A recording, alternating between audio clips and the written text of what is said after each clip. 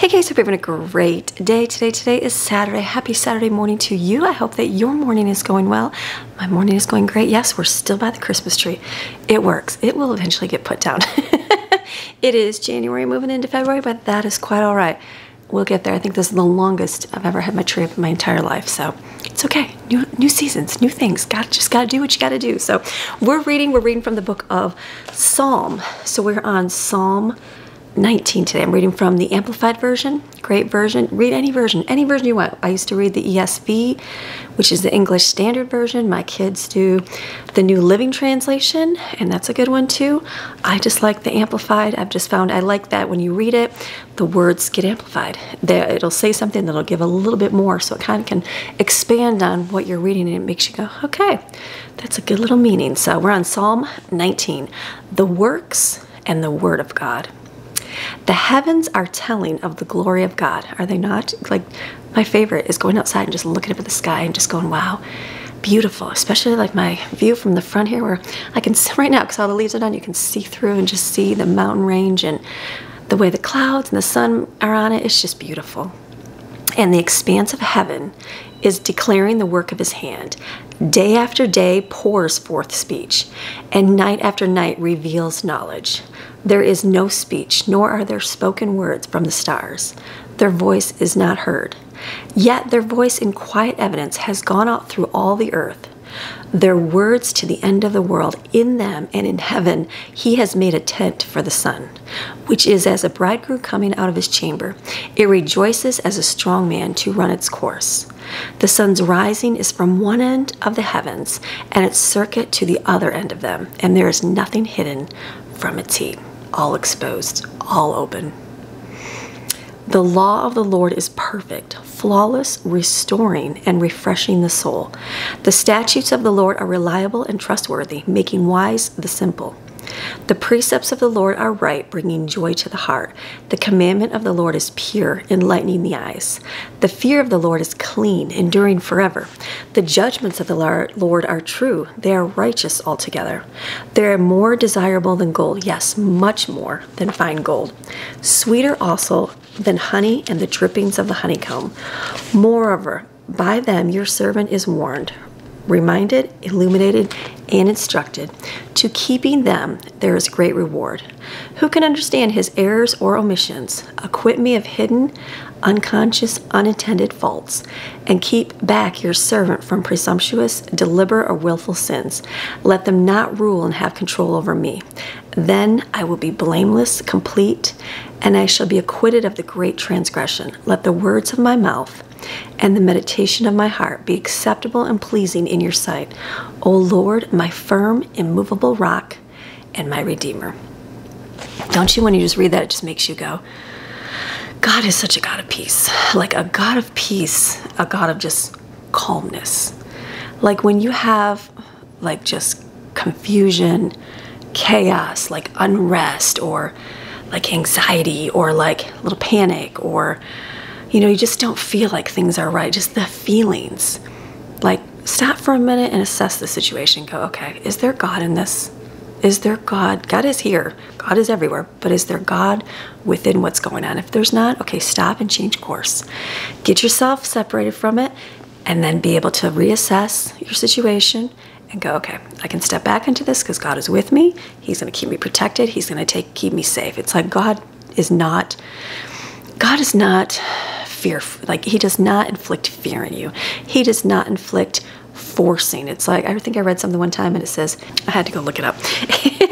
I copied it. It was fear forces, love leads, and faith follows. So if there is a forcing of something and a demanding of something, that's not God. That's fear. That's based on fear, and that's the enemy. Fear forces, but love leads. If a person's heart is right with God and, following the Lord, even if they're making the wrong decision, doing the wrong thing, you know what? It's going to be let out. Love is going to lead. Love is going to lead. And when you lead somebody, it's not the demanding, it's not the controlling, it's the leading that the people want to follow and they want to go after, and faith follows. And that is one of those things to remember when you're going through things in life and God is not a God of fear or confusion. It's like God is a God of peace. So when like we're reading this and it's like you just feel peaceful going, okay, yes, God, you are peaceful. And so if God, it's not peaceful, something is not peaceful, take a step back and assess and go, wait a minute, what is going on here? Is this based on fear? Is this something controlling, or is this God leading? God will lead. God's a God of peace. He is a God of peace in all things, in all things. So check yourself, make sure that you know what, it's not a fear-based thing and it's a God-led thing.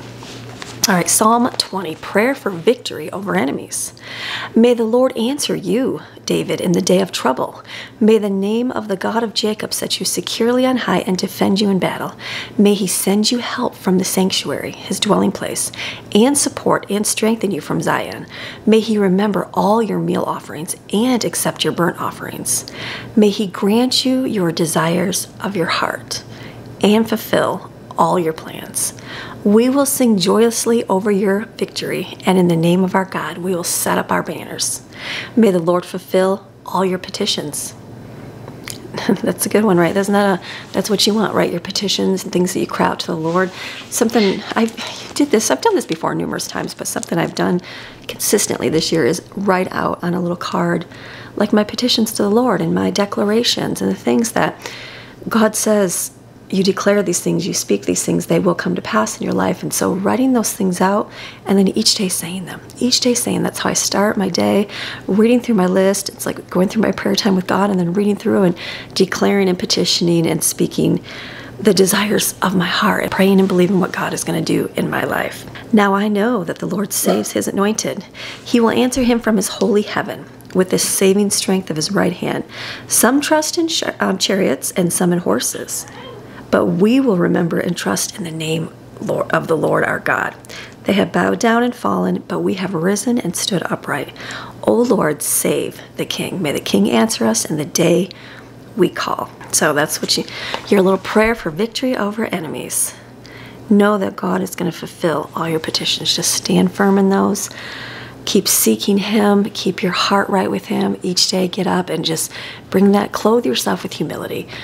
First thing first, every single morning, Lord, humble my heart. Show me any kind of sin in my life that is giving me any kind of like willful desire to want my way in things, or, arrogance, or anything that's ruling me by fear, or, trying to get me to act things out that I should not be doing. Humble me, search my heart, check everything I need, Lord. Remind me, rebuke me of what I need to do. God will do that in a gentle way. He is a good God. If you are humbly coming to him and really seeking him, he will do all those things. He is a good God. He's not one that's going to come in at you and punish you in, anger or any of that stuff. You will get your own anger if you're disobeying and you're doing your own thing. But if you're doing your heart and you're trying to do your best in this life and trying to do things, guess what? If you screw up and take the wrong path, God will gently rebuke you and bring you back into the fold. He is a good father. He is not like one of those angry dads that punish and do things out of their own frustration. No, he'll come, you know what? Let me rebuke you. This is what we need to do. Let me bring you back and love you and comfort you and help you keep on that path. He is good like that. That is God. Don't be fearful of making the wrong decisions or doing things. Even if you make the wrong decision, that's where that grace comes in. It says his grace is enough, sufficient for the day. He will keep bringing it more and more into your life so that, you know what, you can keep walking on that path. He will. So, all right, you have a fantastic rest of your day, and I will see you again on Monday with another video. All right, see you Monday. Bye.